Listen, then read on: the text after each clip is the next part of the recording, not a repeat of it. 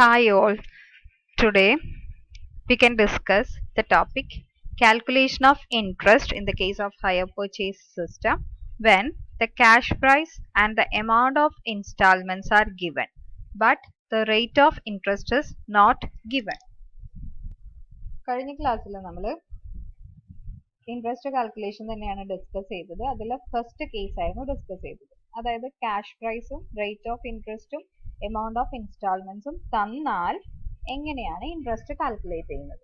ഇത് second case ആണ്. ഇതിൽ പറയുന്നത് എന്താ വെച്ച് കഴിഞ്ഞാൽ ക്യാഷ് പ്രൈസും എമൗണ്ട് ഓഫ് ഇൻസ്റ്റാൾമെന്റ്സും തന്നിട്ടുണ്ട്, പക്ഷെ റേറ്റ് ഓഫ് ഇൻട്രസ്റ്റ് തന്നിട്ടില്ല. അപ്പൊ ഇത്തരം കേസസിൽ എങ്ങനെയാണ് ഇൻട്രസ്റ്റ് കാൽക്കുലേറ്റ് ചെയ്യുക എന്നുള്ളത്. അപ്പൊ അത് നമുക്ക് നോക്കാം. Let's start. In this situation, we can follow the following steps. They are: calculate the total interest, which is equal to hire purchase price minus cash price. Hire purchase price is equal to down payment plus total of all installments. That we know. Then the second step is deduct down payment from hire purchase price. This is the amount of outstanding balance at the beginning of the first year.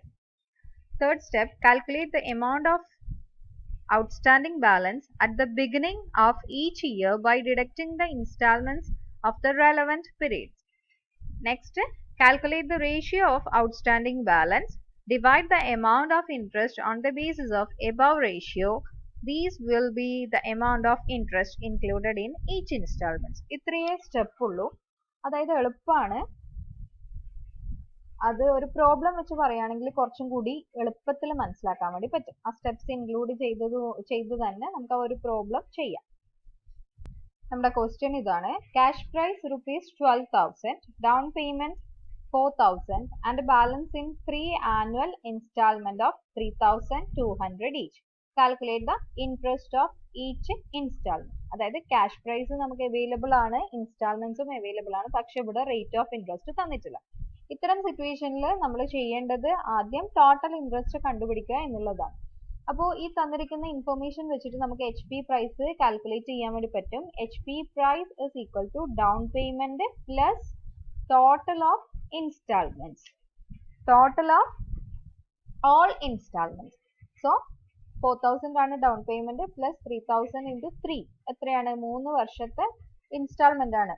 ഓരോ ഇൻസ്റ്റാൾമെന്റും 3,200 each ആണെന്ന് ക്വസ്റ്റ്യനിൽ തന്നിട്ടുണ്ട്. അപ്പൊ അങ്ങനെയാണെങ്കിൽ നമുക്ക് H P price എളുപ്പത്തിൽ കണ്ടുപിടിക്കാം. H P price is equal to 13,600. Cash price already ക്വസ്റ്റ്യനിൽ തന്നിട്ടുണ്ട് 12,000. So we can calculate the total interest.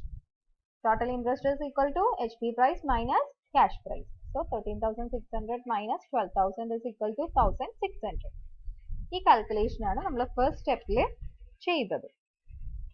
Then deduct the down payment from HP price. This is the amount of outstanding balance at the beginning of the first year. അതാണ് second step. അതായത് ഇനി total interest കണ്ടുപിടിച്ച് കഴിഞ്ഞാൽ എന്ത് ചെയ്യണം? Cash പ്രൈസിൽ നിന്ന് down payment minus ചെയ്യണം. അങ്ങനെ കിട്ടുന്ന ബാലൻസിനെ പറയുന്ന പേരാണ് amount outstanding at the beginning of the first year. അത് നമ്മൾ കണ്ടുപിടിക്കുന്നു. 13,600 മൈനസ് 4,000, 9,600. ഇനി പിന്നെ എന്ത് ചെയ്യുന്നു? നെക്സ്റ്റ് സ്റ്റെപ്പിൽ നമ്മൾ പറഞ്ഞിട്ടുണ്ട് ഓരോ ഇയറിലുമുള്ള ബാലൻസസ് നമ്മൾ കണ്ടുപിടിക്കുന്നു.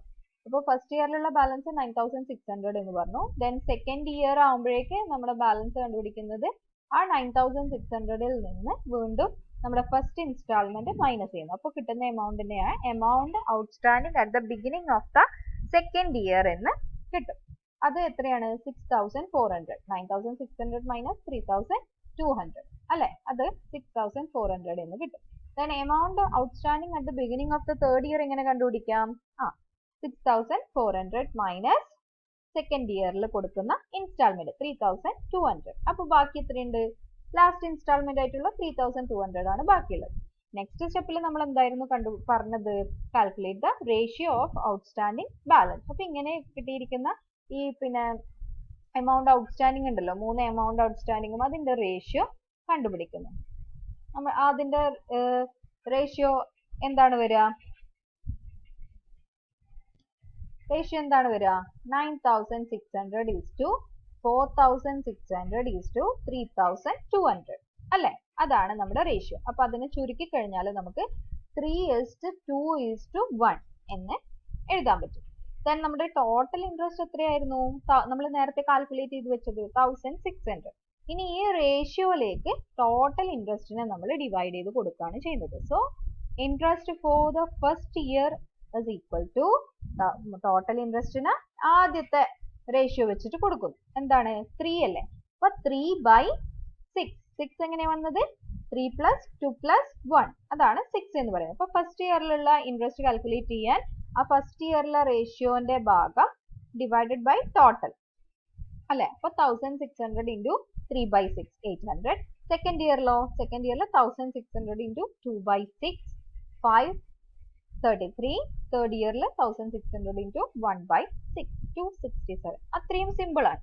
അപ്പോൾ ശ്രദ്ധിക്കേണ്ട ഒരു കാര്യം, down payment is to be deducted in order to find out the amount outstanding at the beginning of the first year. First ഇയറിൽ ബിഗിനിങ്ങിലുള്ള എമൗണ്ട് കണ്ടുപിടിക്കണമെങ്കിൽ അത് ക്യാഷ് പ്രൈസിൽ നിന്ന് എന്ത് ഡിഡക്ട് ചെയ്തിരിക്കണം? ഡൗൺ പേയ്മെന്റ് ഡിഡക്ട് ചെയ്തിരിക്കണം.